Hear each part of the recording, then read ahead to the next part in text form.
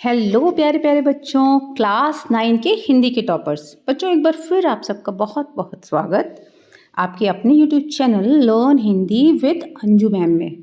बच्चों, हम लोग आपकी पाठ्य पुस्तक स्पर्श भाग 1 पढ़ रहे हैं जो CBSE में चलती है।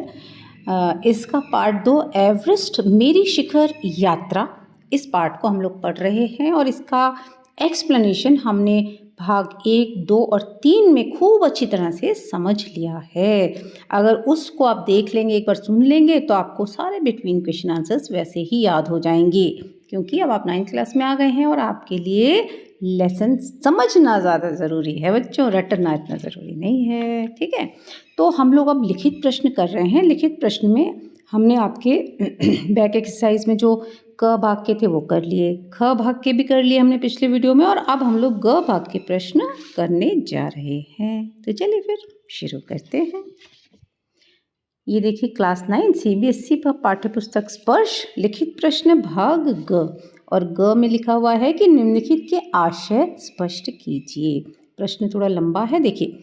एवरेस्ट जैसे महान अभियान में खतरों को और कभी कभी तो मृत्यु भी आदमी को सहज भाव से स्वीकार करनी चाहिए। इसका हमें आशय स्पष्ट करना है, यानी कि क्या कहना चाह रहे हैं इसमें लिखने वाले। तो लिखिए, देखिए, एवरेस्ट की सर्वोच्च चोटी पर चढ़ना एक महान और पग पग पर खतरों से भरा अभियान है।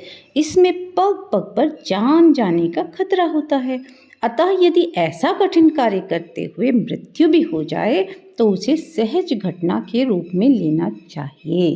ठीक है, क्योंकि अभियान दल जब जाता है ना, तो उन्हें पता होता है कि वहाँ पर बहुत कठिनाइयाँ हैं, कभी भी कुछ भी हो सकता है और मृत्यु तक हो सकती है। इसलिए अगर कोई दुर्घटना होती है तो उसे सहज भाव से लेना चाहिए और आगे आगे चलते जाना चाहिए।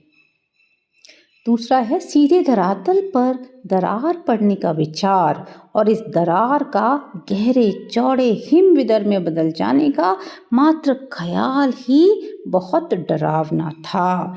इससे भी ज़्यादा भयानक इस बात की जानकारी थी कि हमारे संपूर्ण प्रयास के दौरान हिमपात लगभग 1 दर्जन आरोहियों और कुलियों को प्रतिदिन छूता रहेगा।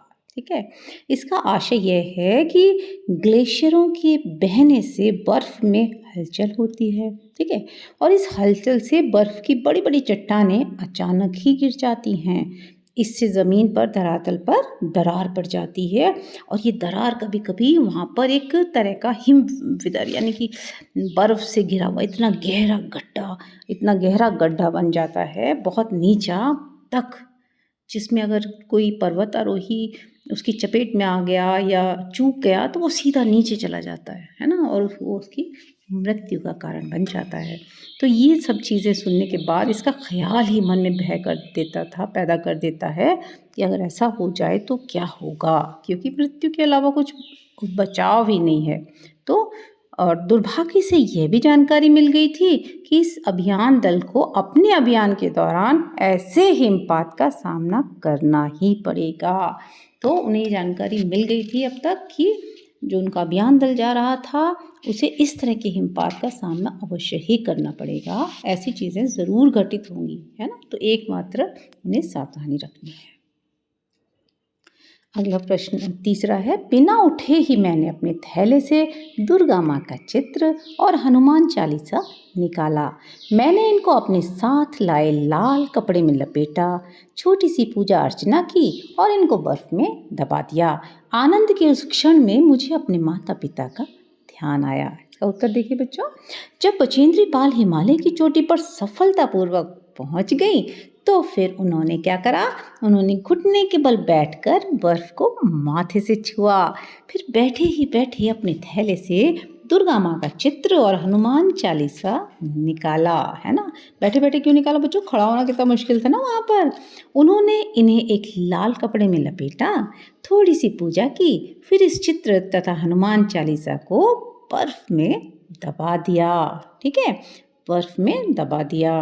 उस समय उसे बहुत आनंद मिला। उसने प्रसन्नतापूर्वक अपने माता पिता को याद किया और इस प्रकार से ईश्वर और माता पिता के प्रति कृतज्ञता व्यक्त की कि वो इस ऊंची चोटी पर पहुंचने में सफल हुई है। ठीक है ना? तो वो उनके लिए बहुत बड़ी बात थी, इसलिए उन्होंने अपना माथा वहाँ पर नवाया। चलिए, ये आपके 3 प्रश्न थे ना, ये हो गए। अब हम लोग अगले वीडियो में भाषा अध्ययन व्याकरण वाला पार्ट कवर अप करेंगे। ठीक है? अच्छे से पढ़िए, खूब अच्छे नंबर लाइए और देखते रहिए भाई learn Hindi with Anju ma'am. अगर आप ऐसे ही पढ़ते रहेंगे तो फिर तो आपको हिंदी में टॉपर होने से भला कौन रोक सकता है। चलिए, अगले वीडियो में आपसे बच्चों फिर मिलेंगे। तब तक के लिए जय भारत, जय हिंद।